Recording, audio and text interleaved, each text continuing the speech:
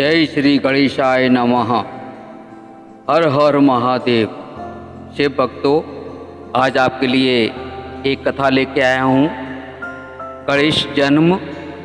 एक बार भगवती पार्वती स्नान कर रही थीं। उसी समय भगवान शिव वहाँ पहुँचे। पार्वती जी उन्हें देखकर लजा गईं। अपनी प्रिय सखी जया विजय के कहने पर उन्होंने अपने शरीर के मैल से एक पुरुष का निर्माण किया। वह देखने में परम सुंदर, बल पराक्रम से संपन्न था। पार्वती जी ने उसे नाना प्रकार के आभूषण और आशीर्वाद दिए।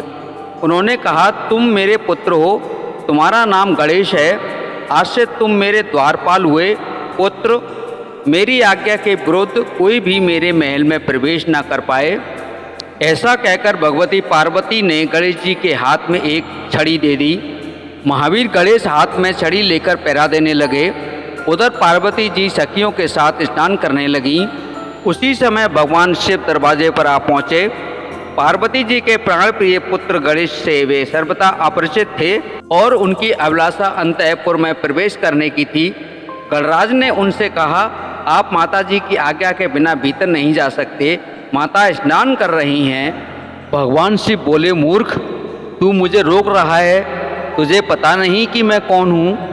मैं पार्वती का पति साक्षात शिव हूँ। मेरे ही घर में मुझे रोकने वाला तू कौन है? मात्र भक्त और बालक गणेश जी ने कहा, आप कोई भी हो, किंतु इस समय मेरी माता की आज्ञा के बिना भीतर नहीं जा सकते। ऐसा कहकर गणेश जी ने अपनी छड़ी अड़ा दी। लीलाधारी भगवान शिव ने अपने गणों को आज्ञा दी, पता करो यह कौन है और मेरा मार्ग क्यों रोक रहा है। शिव गणों ने गणेश से कहा, तुम कौन हो, कहाँ से आए हो? यदि तुम अपने प्राणों की रक्षा चाहते हो तो शीघ्र ही यहाँ से चले जाओ। गणेश बोले, मैं माता पार्वती का पुत्र हूँ। माता ने मुझे किसी को भी भीतर प्रवेश न करने देने की आज्ञा दी है।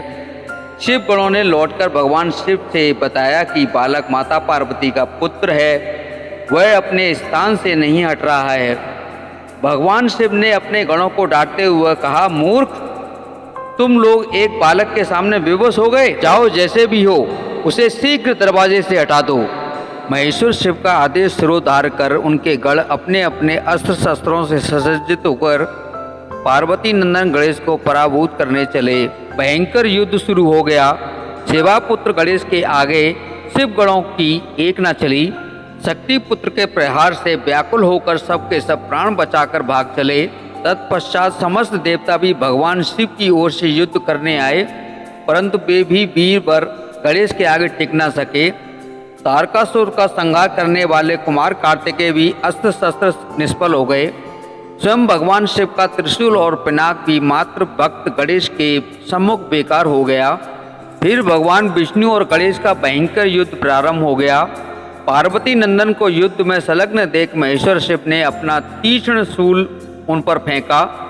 शूल के प्रहार से गणेश का मस्तक कटकर दूर जा गिरा। यह समाचार सुनकर पार्वती शोक में व्याकुल हो गईं। कुपित होकर उन्होंने अनंत शक्तियों को पैदा किया। शक्तियों ने उनकी आज्ञा से संपूर्ण सृष्टि का संहार करना शुरू कर दिया। देवता और ऋषिगण भय से थर्रा उठे। व्याकुल होकर उन लोगों ने पार्वती जी की स्तुति की। भगवती पार्वती ने कहा, यह प्रलय तभी बंद होगा जब मेरा पुत्र जीवित हो जाए और देवताओं में सर्वश्रेष्ठ माना जाए। भगवान शिव के आदेश से उत्तर दिशा से हाथी का सिर काट कर लाया गया और उसे गणेश जी के मस्तक के स्थान पर जोड़ दिया गया। तभी से गणेश जी देवताओं में सर्वश्रेष्ठ और सर्व पूज्य बन गए। जय श्री गणेशाय नमः। हर हर महादेव। शिव भक्तों, आपको ये कथा कैसी लगी? कमेंट करें, लाइक करें, सब्सक्राइब करें। कमेंट में हर हर महादेव अवश्य लिखें। हर हर महादेव।